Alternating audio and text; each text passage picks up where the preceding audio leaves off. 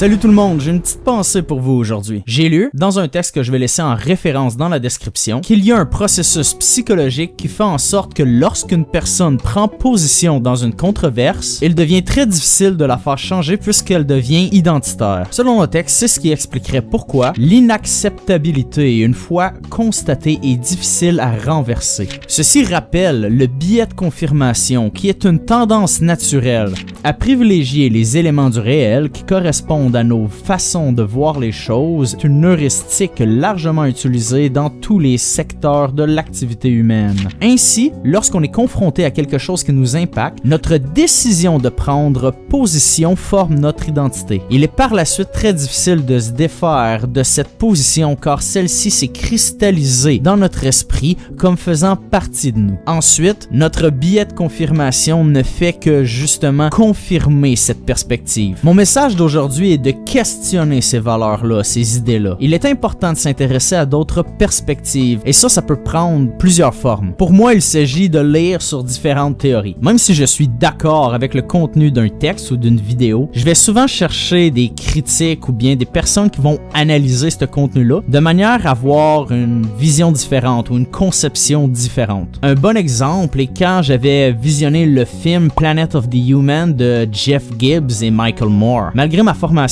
qui est fortement axée sur l'environnement, j'étais étonné, vraiment étonné des propos qui se trouvaient dans cette vidéo-là. Toutefois, j'ai fait des recherches, j'ai trouvé une tonne de contenu qui challengeait les idées qui étaient dans ce documentaire-là. J'avais alors une grande variété de sources à investiguer pour me donner une idée plus complète, moins pessimiste, voire fataliste de l'avenir de notre planète. Lorsque j'étais encore un jeune adulte, jadis, naguère, il y a très longtemps, à mon époque, dans mon temps, j'ai une image très claire d'avoir dit à quelqu'un à la sortie des bars « Fuck l'environnement ». Lorsque j'étais jeune, j'ai eu des grosses transitions au niveau de ma personnalité. Je suis passé de victime de bullyisme à bully, puis de misanthrope à nihiliste, et par la suite à ultra-productiviste, à l'espèce d'activiste aux idéaux radicaux mais aux propos nuancés que je suis présentement. Nous pouvons tous changer peu importe à quel point nous étions cringe. Le passé n'est pas le boulet qu'on croit parce qu'on possède tous en nous la clé avec laquelle on peut déverrouiller la serrure de la chaîne qui nous y attache. À tout moment,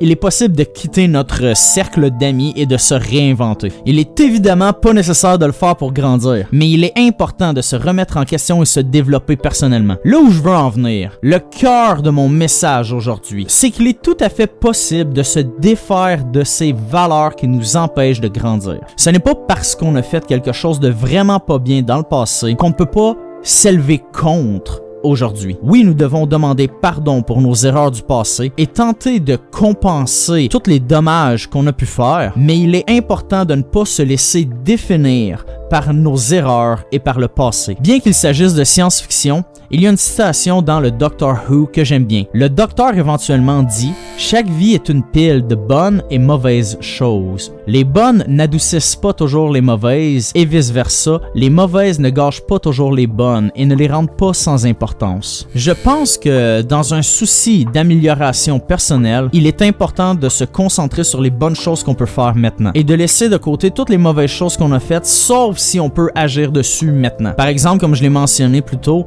j'ai dit « fuck l'environnement ». Mais j'ai aussi eu, quand j'étais plus jeune, des propos sexistes, racistes et homophobes. J'ai eu la chance de rencontrer des gens qui m'ont permis de comprendre leur réalité. C'est justement grâce à ça que j'ai décidé de m'éduquer davantage et de lire beaucoup sur ces sujets. En me remettant en question, j'ai pu réaliser à quel point j'avais fait des graves erreurs et que mes propos étaient blessants quand j'étais plus jeune. Bien que je sois encore amer par rapport à mes valeurs et comportements du passé, je ne peux que regarder vers l'avenir et tenter d'avoir un impact positif sur la société. Tenter de montrer l'exemple ou bien utiliser ma plateforme ou mes privilèges pour sensibiliser les gens sur ces enjeux. Dire qu'avant je trouvais la politique plate. Je trouve qu'un bon exemple de ça, c'est Frankie Palmieri et je dois dire que j'avais jamais pensé parler de lui dans une de mes vidéos. Le vocaliste du band de deathcore Emmure a passé pas mal toute sa carrière à prendre le rôle de edgelord. Il était misogyne, il prônait la violence, il voulait dire les pires choses. On avait l'impression qu'il voulait vraiment faire mal aux gens. Par contre, depuis quelques années, il a changé. Sur Twitter, il est devenu une personne super plaisante, voire wholesome. Sa musique avait été et peut-être est encore cathartique pratique pour des tonnes de personnes et que c'était un moyen de passer au travers des moments difficiles. Selon lui, c'est la raison pour laquelle les gens écoutent du métal en fait. Dans une des dernières publications qui explique son changement de perspective de la vie, il a dit une citation que j'adore et que j'utilise pratiquement à chaque fois que je parle de développement personnel. Pas de honte, pas de regret, seulement la croissance.